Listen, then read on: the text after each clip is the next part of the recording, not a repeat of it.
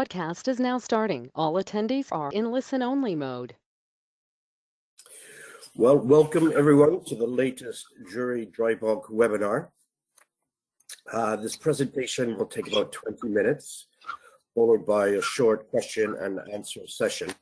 If you have any questions, you're able to type these in the question panel, which you should be able to see on the right side of your screen.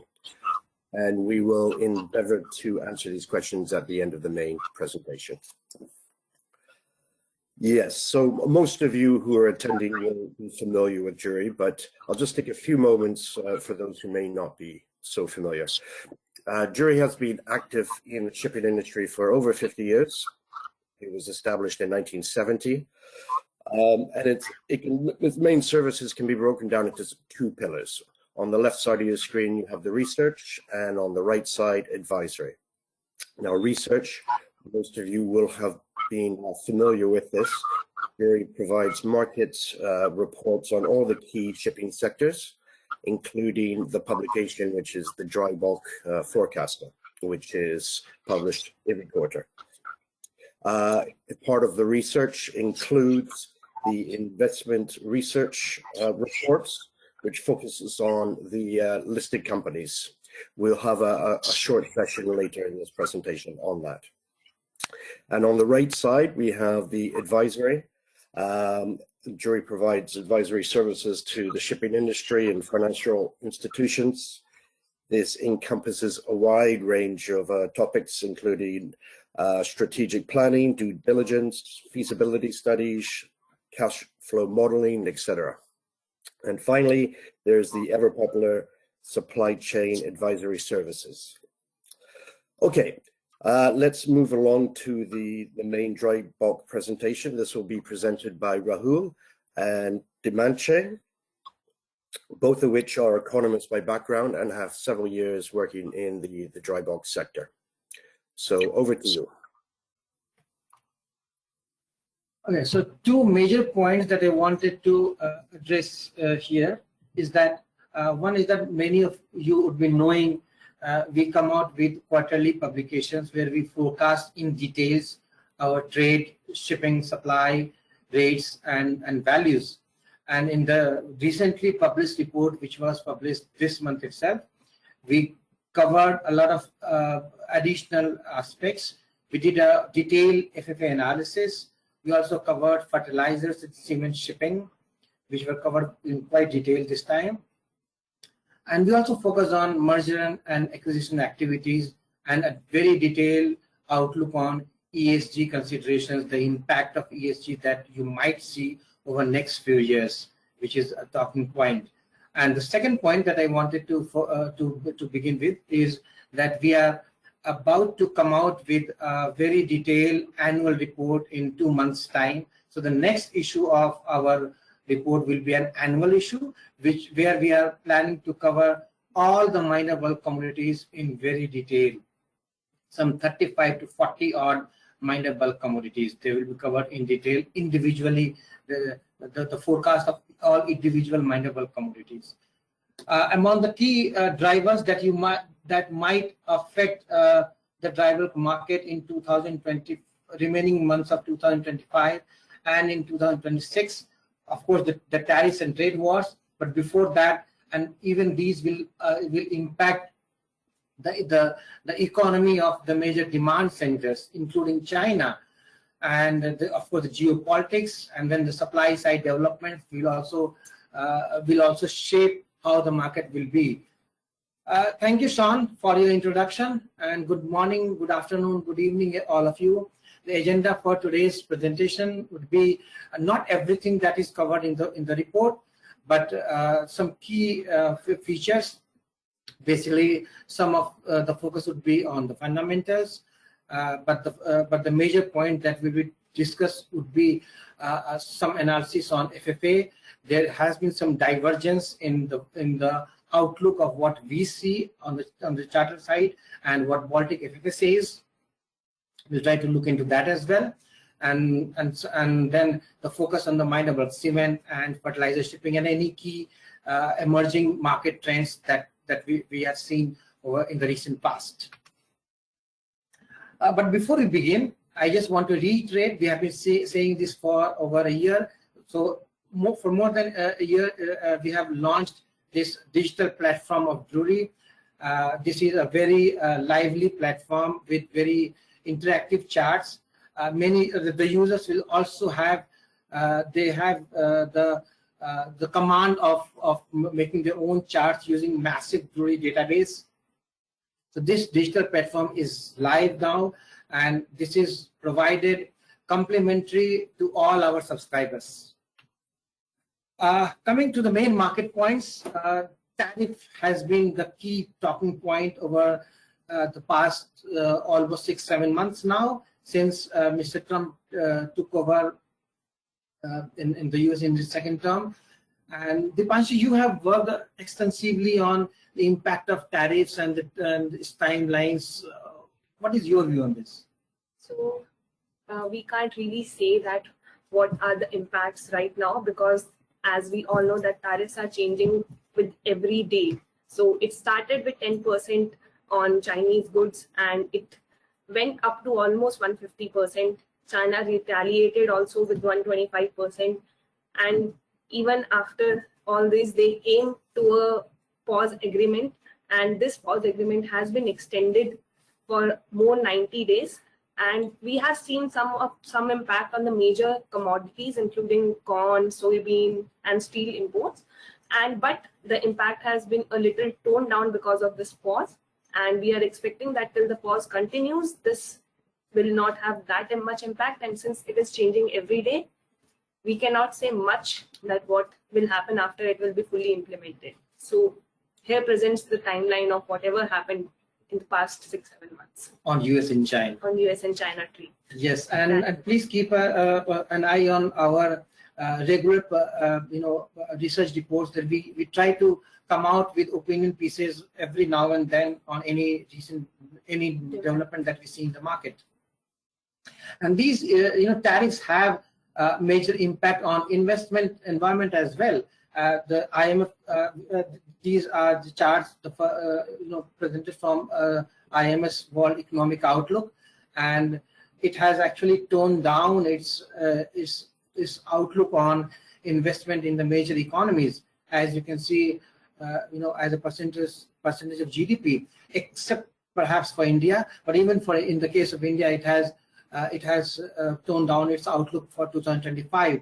Marginally, it has increased for 2026, but for the remaining all major economies, because of the uncertainty in the market.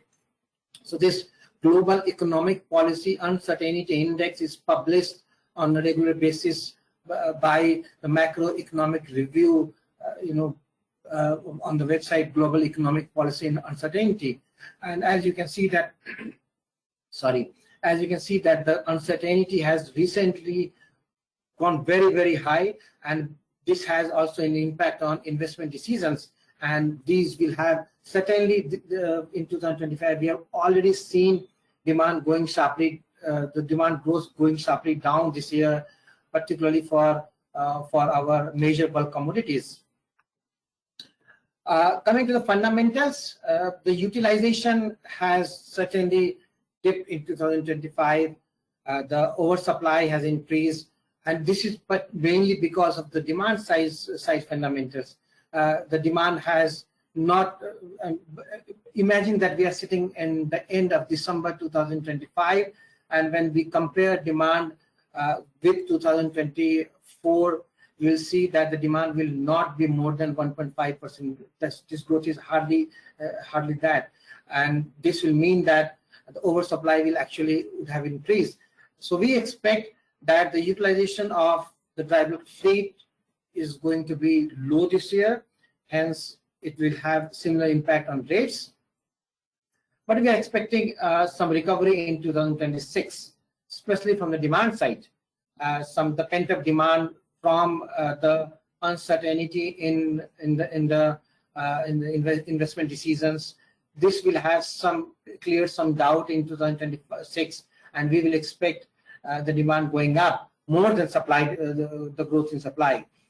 As you can see, just a little bit on history side, between 2000 and 2025, if you see in those last 25 years, it has been the iron ore story all through years, and particularly the Chinese iron ore story. I don't want to go into details, but just the first chart in the right hand side, as you can see, is more than 40% of the global shipping demand is now influenced by the iron ore story, and this is going to increase. This impact will be increasing more as the story on coal will further decline.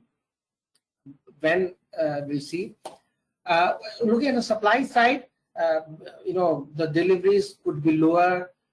The demolitions are not going to pick a lot, but this is going to be the overall picture. Deepanshi, when you were writing your forecaster, how did you, if I ask you about the details on the demand side, what is your view? Why did this all happen in 2025? So the 2025 demand is, the lower 2025 demand is mainly driven by the lower trade happening for grains and majorly for the coal. So grain is, as we all know, is majorly dominated or driven by the production and also the weather climatic conditions. So in 2025, those has been worse than 2024. The harvests are down, and that is driving the lower demand for grains in 2025.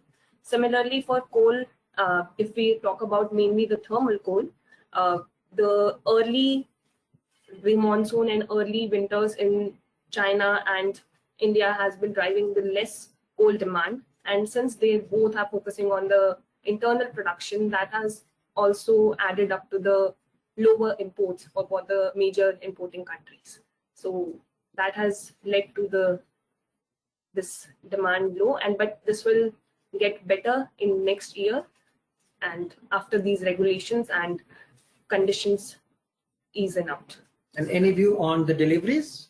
So deliveries are lesser than 2025, and that is mainly because the order book is still very low if we compare it to the historical levels. But we are expecting that demolitions are going to rise in the coming years, and deliveries will also remain subdued because we have seen that ordering has been really low this year. And combining these two, we are expecting that the supply growth will not be able to outspeed the demand growth in the coming forecast years if we exclude 2025. So this is on the supply front. Right. And coming to some recent developments that we have seen happening in the market, one of them is certainly the story on iron ore, India's iron ore imports. So this sounds a little bit, had I been talking it a couple of years ago, this would have been, somebody would have laughed at me because India has been one of the major exporter of this commodity. In 2013-14, India used to export almost 100 million tons every year. Most of them were going to China. And now we are talking about the story on India's iron ore imports. As you can see that, this has been a very close, there has been a close relationship between prices and steel production in India. Prices story is, this can go up and down. But in terms of steel production, as you can see, that we are expecting, and everybody says that India's investment in India is going to go up. This will mean that the steel production, because of the infrastructure demand, this is going to go up rapidly. And it has been a story of, when we talk about the steel production story, particularly from the growth side, it has all been India all the way. And this will mean that more and more imports coming to India in coming years. And with this, there has also been a shift in the ship sizes.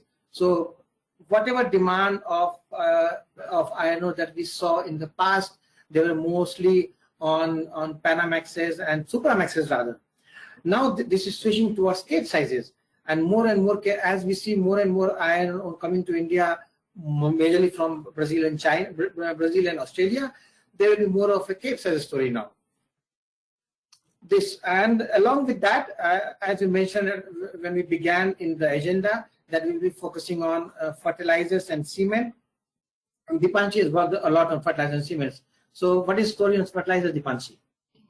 So if we talk about fertilizers, there are almost 5 kinds of fertilizer that are majorly traded in the dry bulk, and potash is the leading fertilizer that is traded through the dry bulk. And if we talk about the growth and the future growth, the past growth for the 5 years is majorly driven by the phosphate rock and the sulfur. But if we talk about the coming years, it will be majorly driven by urea and also sulfur. So if I talk about what we are expecting for the fertilizer trade, it has been shifting towards the larger vessels. The demand has been increasing, and in the forecast period, we are also expecting that demand will increase more. So this is a very small shift, but we are expecting it to increase. Almost in 2020, the size or the share for handy sizes and supramaxes were more. But if we talk about today's time, it has more shifted to the Panamax vessels. And on the right hand side, you might see some of the busiest trade lanes for fertilizer. This might differ for each commodity that are under the fertilizers. And so if we talk about the major shifts that are happening, the first one would be for the urea. The China's-India trade, China was the major exporter of urea, but now it has been exporting less because of its major government interventions that has been happening. So if you see here, the China-India trade in 2025 has almost come down to 0. But India has been growingly importing from Oman and UAE for compensating for that, which is a long haul trade, which will also support the ton-mile demand for dry bulk commodities. The similar story is for potash. The Russia-Brazil, which is a short haul trade, has been growing, which is a long haul trade that has been growing. And the shift is happening from Morocco, Brazil, which was earlier a major route for. Rahul, do you want to talk about the Russia-US? Yes, I mean, we have been talking, hearing a lot that sanctions on Russia and not only from the demand side, but any deal with Russia. But we have seen that US has been increasingly importing more fertilizers from Russia, and mostly in 2025 that has increased by a substantial volume. In the first half of 2025, US imports of Russian fertilizers have really gone up, and this is also supporting our story, our demand side story, and we expect this to continue, particularly because the Russia has been now producing a lot more fertilizers, exporting to China and India as well, and US of course being a major trade partner, and we expect that this trend to continue in 2026 as well, which will support our story on increasing utilization of dry bulk ships. And Deepanshi, what is on the cement trade? So on the right side, you can see, and we have mentioned the major trade routes for cement. And if we talk about the major producers of cement, which are China and India, they are not among the major exporters of cement. So the importer side is mainly led by US, Europe, and Africa. And if we see so on the export side, it is mostly led by Turkey and Vietnam. So these two, Turkey and Vietnam, not being the major producer of cement, but they mostly contribute to the exports. The reason being their self-consumption is not that much, and their economy is struggling. So if we see on a particular front, the exports of both Turkey and Vietnam has gone up in 2025. And if we talk about Vietnam, it is because of the oversupply in the market, and they are focusing more on the export. And since it is a very cost competitive and a cheaper alternative rather, and also the government is also supporting this by giving export cuts on the clinker market. So that has led to the increase in the Vietnam exports. And US is the major partner for the Vietnam cement. It almost take up 25% of the Vietnam cement. And if I talk about Turkey, its production has also gone up. It's a very competitive market. The currency of Turkey is also facing headwinds. So these all things is making exports viable for Turkey, for other countries. Okay, so coming to the supply side, we have seen that the new orders have almost dried up this year. Some new orders that we have seen which have come up in June and July, mostly for the VLOCs and Kamsarmaxes and large capesizes in the last 2 months. But overall, we have not seen, apart from these two odd orders that we have seen in June and July. I just want to mention one thing, that if we look at the trend for the last 2 months, overall the ordering is down. But since we mentioned in the starting that iron ore will be driving the demand for dry bulk, so that can be seen as in the last 2 months that almost 10 VLOCs and 10 large cape sizes were ordered. And if we see the dynamics of these vessels, they were almost all Chinese owned and order for the Vale. So this supports our statement of increasing iron ore trade in the coming years. And about the USTF, so we had presented a similar thing in our previous webinar as well, where would you like to sum up? Yeah, so last time we mentioned that at that time the bus for the USTR was a lot. So at that time the share of the Chinese built ship in the new orders and both in the second-hand transactions has come down as compared to 2024. But since the pause of that, we have seen the revival of the Chinese built ship in the share of total ordering. So if you see in the second-hand transactions and in the new ordering, the share of both Chinese built in both of the charts has gone up. And even in July, the orders were all Chinese built for Chinese built vessels. Interesting. Okay, so very quickly on something that we added to our report this time, FFA analysis. We tried to look at what did FFA say for 2Q25 versus what actually happened on the Baltic on the Baltic side. So as you can see that there have been between 10 to 25% deviations between what FFA actually said at the beginning of 2Q25 and what actually happened. And at the right side, we did a similar analysis for Drewry's time charter rate forecast versus the actual. The deviation was only for cape size, it was around 6% deviation. For other, the deviation were almost between 1 and 2%. And just to mention that this was the Drewry's low case scenario, which included all the tariff uncertainties and all those things. So rather than this time it being close to the base case, it was close to low case. Will all those our assumptions and the low case held true? Yes. So it happened that way.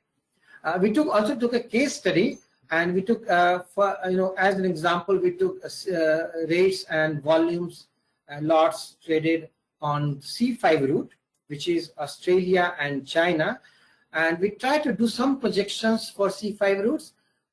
This was just to mention, we tried to do this projection only with the trade, and we saw that this has a very good correlation with a 1 period lag of the 1 period lag with the trade and the C5 route rates. Similarly, we also saw this in the total FFA volumes traded versus rates, again with 1 period lag.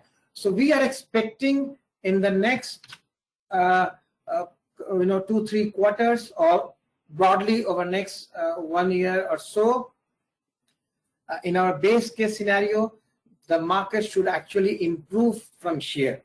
So expect rates going up in the remaining months of this year, and then it should further go up in 2026. So this is our broadly view on how we see the market to be improving. In the long term, our analysis have changed a lot for the long-term forecast as well, which we have covered in detail in our quarterly report. You can refer to that report for the long-term view. So Sean, this is all from our side. Thank you for your patience, all of you. Thank you. Thank you to both of you. Up next will be Tushar, who will talk briefly on the latest in the investment research with a focus on the listed dry bulk companies. Thank you, Sean. So I will start with Drewry equities services that we offer. So it's investor research, financial advisory, and valuations. In investor research, we cover around 32 companies. In financial advisory, we write industry directions for various companies, for IPOs, etc. And for valuations, company valuation and fairness opinion, and residual valuation as well. Now I will talk about the dry bulk equities. So coming to the first chart, you can see a comparison between dry bulk equity index versus S&P 500. So if you look at it, till June, the dry bulk equity index was following S&P and it was in line with it. But in July, the dry bulk equity stocks went up. The main reason was the rise in the spot rates that we saw in July. But in the start of August, the various companies came out with their 2Q25 results. And since then, the stocks have come down and are now up by 10.6%. The index is up by 10.6% versus S&P, which rose about 9.7% over the same period. Now, if we look the index in relation to the asset prices, so since the start of January 24, we can see that asset prices for Panamax and Capesize have remained elevated, whereas the Drewry dry bulk index over 1.5 years have declined. So we can see that dry bulk index is not following the asset prices because of weaker charter rates. Now coming to the individual performances within the stock performance. So we can see the Star Bulk and Pacific Basin have outperformed the index because both of these companies had an increased investment from various places. So for Star Bulk, John Fredrickson took about 11% stake in it, and since then the stock has picked up. Similarly, for Pacific Basin, Caravel Group took about 16% and became the biggest shareholder of its company. And since then, the stock has been on an upward trend. Now moving to the trend of the performance. If we look at the TC revenue, so TC revenue, if we look, it has declined by about 30%, consolidated TC revenue for various companies. Similarly, EBITDA and net income have also come down year on year. If we look on the consolidated basis because of weaker charter rates. Coming to the individual performances. So if we look at the individual performances, we can see TC revenue for all the companies for Star Bulk and DS Norton have come down, both about 30%. Whereas Diana Shipping's TC revenue has remained more or less similar. The reason being Diana Shipping has most of its vessels on time charter, which saves it from the volatile spot market. Coming to the EBITDA, so we can see EBITDA for Star Bulk has fallen about 70%, whereas for DS Norton and Diana, it more or less similar. So for Star Bulk, it can be explained because of low TC revenue as well as increased expenses for charter in vessels. For DS Norton, there's a slight uptick, whereas its TC revenue has gone down. So this is because they have sold various assets and gained about $38 million from it, and that's why its EBITDA is rising. Now coming to Diana, its net income, its EBITDA remained more or less same. Now coming to net income, Star Bulk's net income has diminished steeply. It has declined by about 99%, whereas for DS Norton and Diana, it has increased slightly. Now coming to dividends. So in dividends, DS Norton has maintained their dividend policy for last 1 year, whereas Star Bulk and Diana Shipping's dividend has declined steeply because of weaker performance in current market. Coming next slide. So these are the companies that we cover on the various segments of shipping. So that's it for me, Sean. Over to you. Thank you. Yes, thank you, Tushar. We are running out of time, but I think we can take one question for Rahul and Deepanshi. There's a question about the USTR and its impact. How do you see this so far? Okay, I will take. Okay, Deepanshi.